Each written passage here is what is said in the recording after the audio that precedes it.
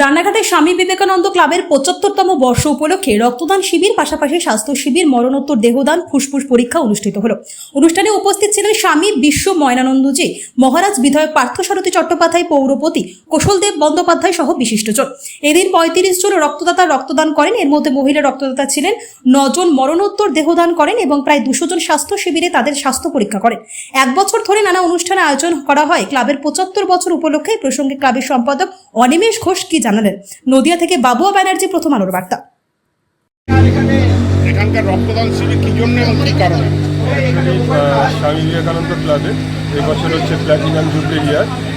আমরা রক্তদান শিবির, স্বাস্থ্য শিবির, মরণোত্তর দেহদান আর সম্পূর্ণ বিনামূল্যে স্বাস্থ্য শিবিরের মাধ্যমে আমাদের ৭৫ বছর ক্লাবের শুভ সূচনা করলাম। সারা বছর আমাদের এই ৭৫ বছর অনেকগুলো প্রোগ্রাম নেওয়া আছে, তার সূচনাটা আজকে আমরা করলাম।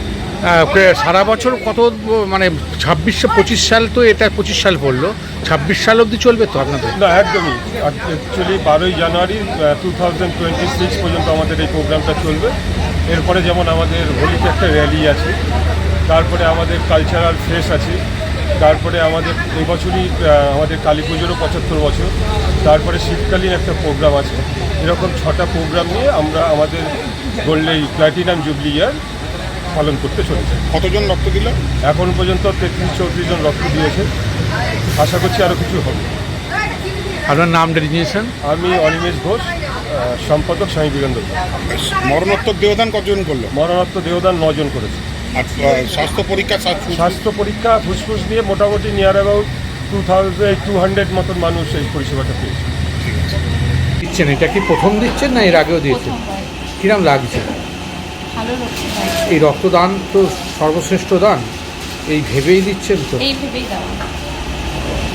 তা এই যে রক্ত আপনার একটা দিন যে একটা মানুষ মুমূর্ষ রোগী জীবন দান করবে, এটা তো অন্য কাউকেও তো বলবেন এবং নিজে গর্বিত মনে হচ্ছে তো?